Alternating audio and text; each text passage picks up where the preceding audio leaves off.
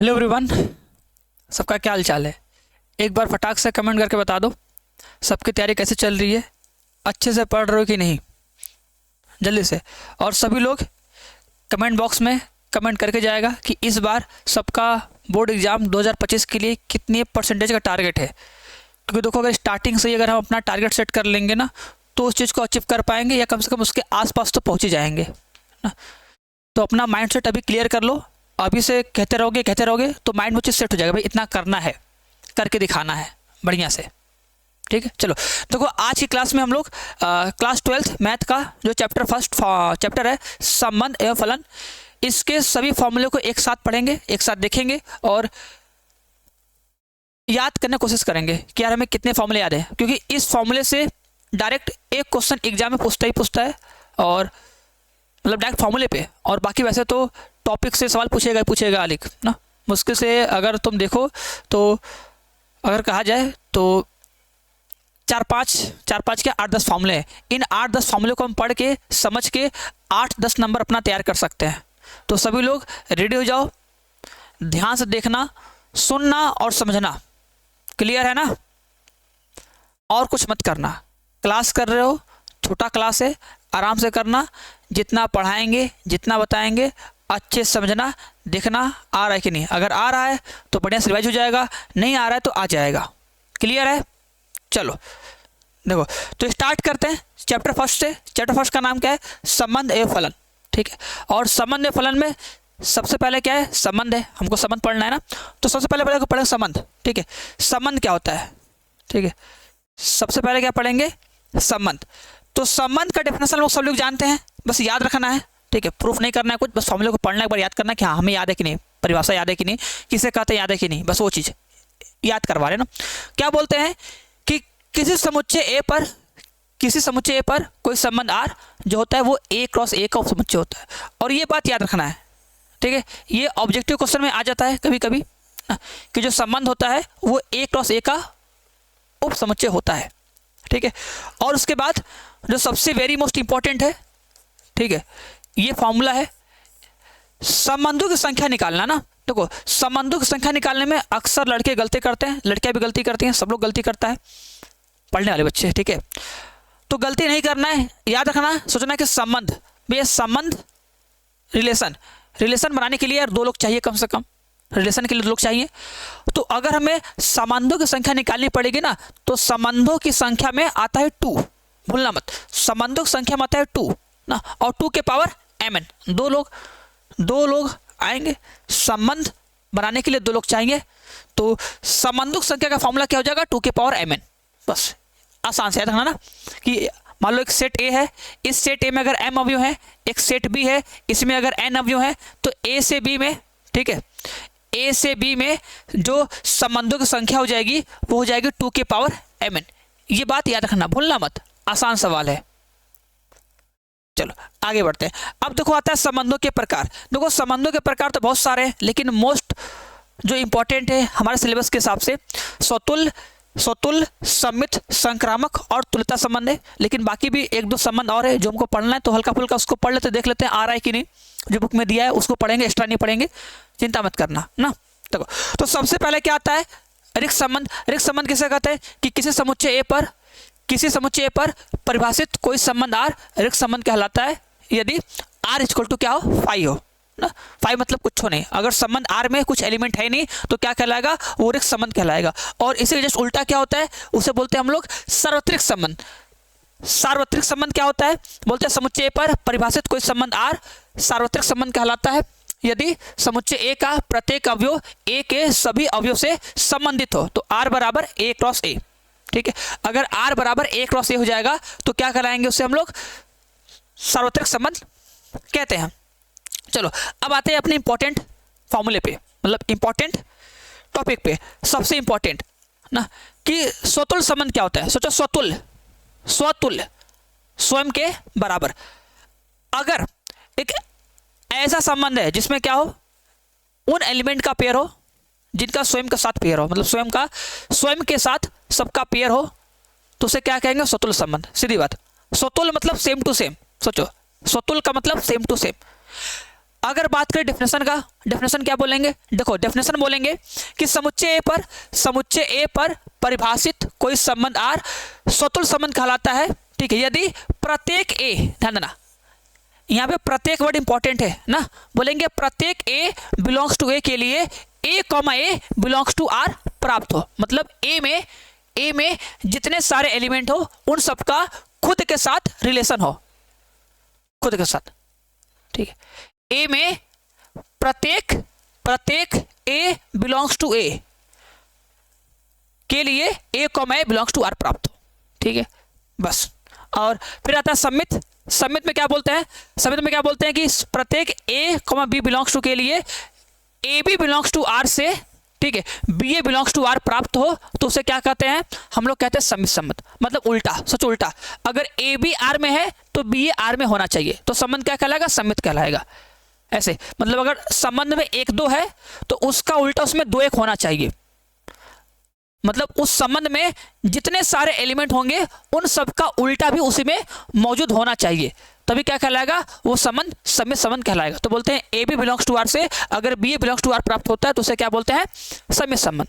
अब एक लास्ट आता है इंपॉर्टेंट, जिसमें सबको डाउट होता है, सबको कंफ्यूजन होता है। देखो ये संबंध क्या कहता है, ध्यान सुनना, देखो ये संबंध कहता है कि यदि A B belongs to R और B C belongs to R से, देखो ध्यान देना, बताए थे संक्रामक मतलब खोजेंगे अगुआ, क्या खोजेंगे, अगुआ। देखो A B belongs to R से B C belongs to R से यदि A C belongs to R प्राप्त हो जाए, मतलब A B belongs to R और B C belongs to R से यदि A C belongs to R प्राप्त हो जाए तो संबंध संक्रामक कहलाता है। देखो ऐसे अगुआ खोजो, अगुआ कि ए बी और B C belongs to R से, ठीक है, अगर A C belongs to R प्राप्त हो जाए, ठीक है, तो संबंध क्या कहलाएगा, तो संबंध संक्रामक कहलाएगा। लेकिन अगर A B belong to B C belongs to R से अगर A C belongs to R ना हो तो संबंध क्या कहलाएगा, बोलेगा संक्रामक नहीं है। कहने का मतलब अगर सर अगुआ मिल गया, देखो कहने का मतलब अगर सर अगुआ मिल गया, अगुआ मिलने के बाद ए और सी का क्या हो गया, शादी हो गया। सोचो ऐसे ए बी बी सी, अगुआ मिला ना, अगुआ मिल गया, सोचो ये लड़का है लड़की है, ए बी बी सी, अगर अगुआ मिल गया, अगुआ मिलने के बाद अगर ए सी का शादी हो गया, संबंध में आ गए तो संक्रामक है। और अगर अगुआ मिल गया, अगुआ मिलने के बाद जो ए सी है ये संबंध में नहीं आए तो संक्रामक नहीं है ना। सोचो अगुआ मिला शादी हो गया तो संक्रामक है, अगुआ मिला शादी नहीं हुआ तो संक्रामक नहीं है, ठीक है। तो इसमें अगुआ का रोल इंपॉर्टेंट है ना।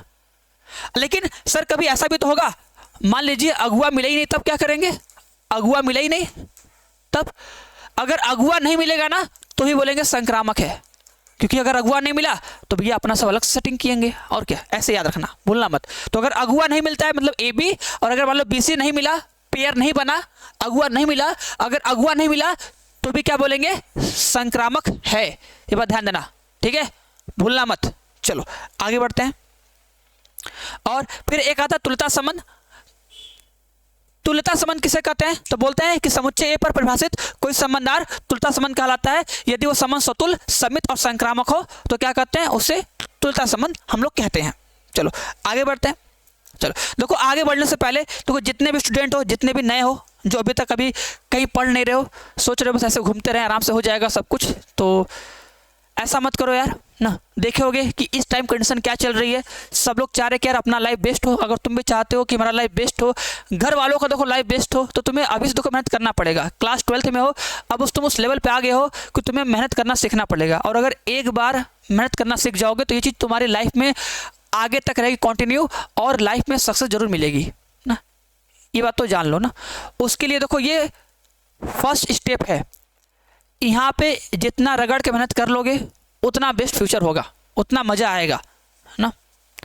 तो किसी मुहूर्त का इंतज़ार मत करो, हम तो यही कहेंगे ना। देखो क्लास शुरू हो गई है, ये शिखर बैच 2025 से क्लास शुरू हो गई है। एक चैप्टर पढ़ाए जा चुके हैं, ज़्यादा कोर्स नहीं चला है, बस एक चैप्टर 2 चैप्टर चला है। तो इस कोर्स को आराम से ज्वाइन कर सकते हो। इस देखो बैच में, ठीक है, डेली लाइव क्लास मिलेगा, लाइव डाउट क्लास मिलेगा, ऑनलाइन टेस्ट मिलेगा, सारा स्टडी मटेरियल मिलेगा, क्लास नोट का पीडीएफ मिलेगा और वन शॉट के साथ पूरा सिलेबस रिवीजन करवाया जाएगा। क्योंकि हम लोग कितना ही पढ़ लें, अगर रिवीजन नहीं करेंगे तो चीज़ें बेकार है, हम भूल जाएंगे ना। तो ये सब देखो इस बैच में मिलेगा। अगर टारगेट है, सपना है कि हमारा 90% प्लस बोर्ड एग्जाम में आए, मेरा भी टॉपर्स की लिस्ट में नाम आए, हमको भी स्कॉलरशिप मिले, पैसा मिले, कि आगे हमको पढ़ाई कोई दिक्कत हो ना, तो एक बार मेहनत कर लो, उसके बाद पढ़ाई के लिए पैसा लगेगा ही नहीं, क्योंकि इतना तुम्हें पैसा मिल जाएगा ना जब तुम बोर्ड एग्जाम में टॉप करोगे या टॉप 1% में आओगे तो बहुत ज़्यादा पैसा मिलेगा, सब कुछ लोग सपोर्ट करेंगे। और देखो लोग उन्हें सपोर्ट करते हैं जो उस लायक होते हैं, समझ रहे हो कि नहीं? जब तुम्हें किसी को देख कर लगता है कि हाँ इसको हम सपोर्ट करेंगे तो ये आगे अच्छा करेगा, ये हमारी हेल्प करेगा, क्योंकि हर आदमी का स्वार्थ होता है, ये जान लो, मानो या ना मानो ना। तो अगर तुम उस लायक होगे तभी लोग तुम्हारी इज्जत करेंगे, तुम्हारे सपोर्ट करेंगे, सपोर्ट में आएंगे। इसलिए मेहनत कर लेना, बस किसी भी 1 तारीख का, 2 तारीख का या सोमवार का इंतजार मत करना। बस क्लासेस चल रही हैं तो क्लास को ज्वाइन कर सकते हो और ज्वाइन करके हमारे साथ तैयारी कर सकते हो और बोर्ड एग्जाम में 90% फोड़ सकते हो। क्लियर है? चलो हम लोग चलते हैं आगे नेक्स्ट पे। देखो फिर क्या होता है फलन। देखो फलन किसे कहते हैं?